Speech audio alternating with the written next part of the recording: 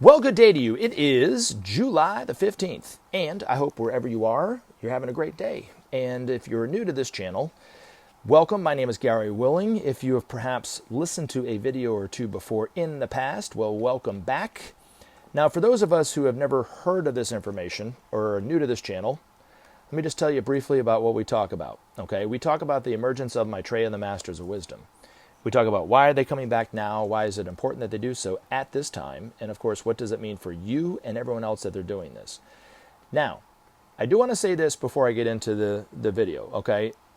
Most people who come to this information for the first time, or they're coming to this channel thinking they know what we're about on this channel, they assume, I think wrongly, that this information is of a religious nature, and even suspect that my intentions of putting these videos up is to get you to change your religious beliefs. Well, that is not my intention, and I actually don't see this information as religious per se.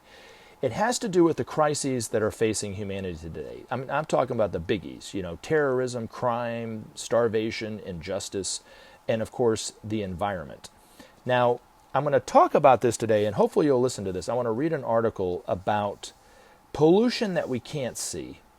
Now, of course, there are different narratives about the environment, but mainly what most people are talking about today is there's one narrative that climate change is a calamity waiting to happen, and if we don't stop that, then we're in real trouble. And then there are other people who deny it altogether and say that it's all just natural causes. Well, you might be surprised if you've heard these videos before, based on what I've talked about in terms of the environment, you may be surprised by what I'm about to say, that actually they're both right.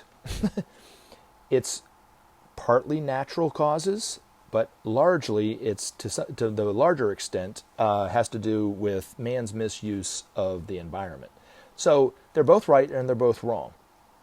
But here's the thing, okay, and this is what this article is going to talk about the real danger that nobody's talking about.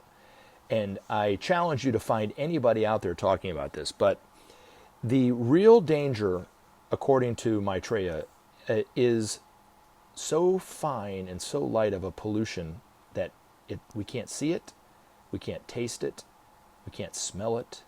It doesn't make our food taste bad or anything like that. But guess what? It's saturating everywhere in the world. We can't avoid it. It doesn't matter where you go. You could go to the most remote places on the planet or deep in the heart of any major city, and you will be saturated with this invisible pollution. It's pollution of nuclear radiation. Now, you might say, well, Gary, I've heard from most scientists, and I believe them, that it's safe.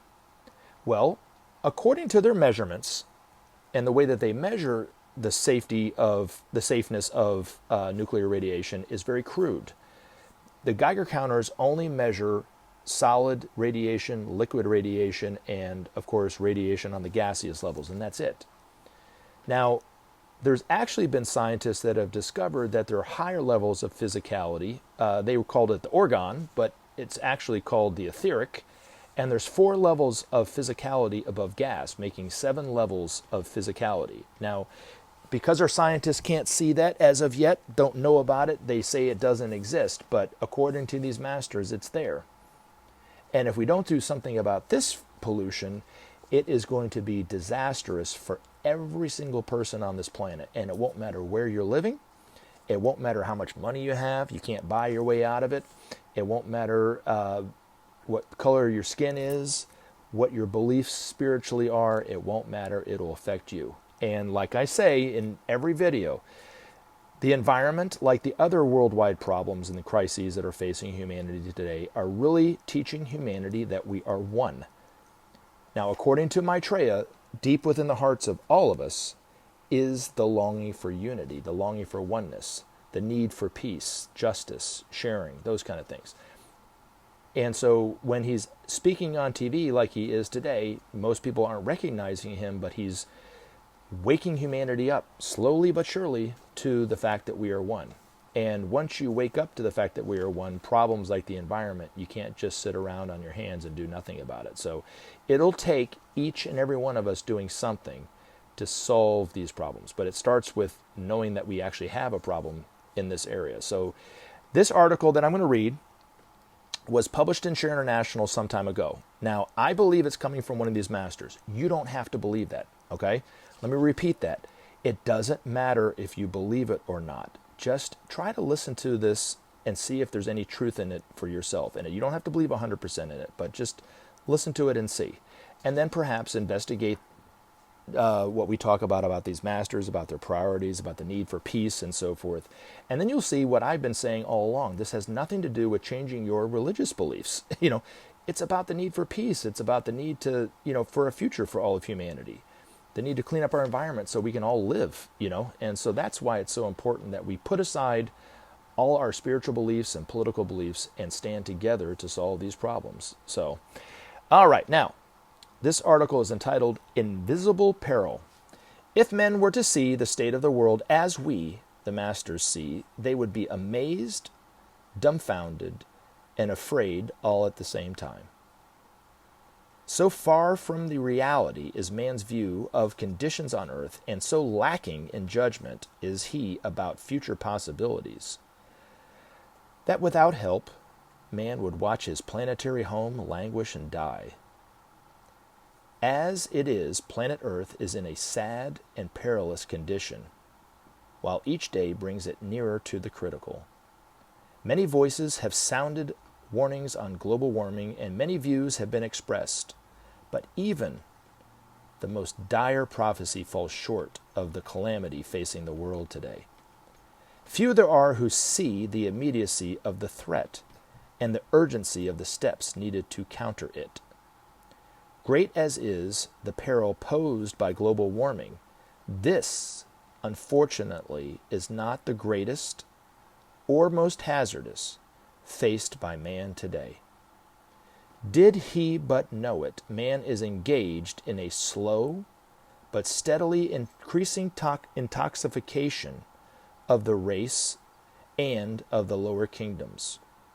Toxicity, pollutions of all kinds, and in all fields is now the greatest danger to men, animals, and the earth itself.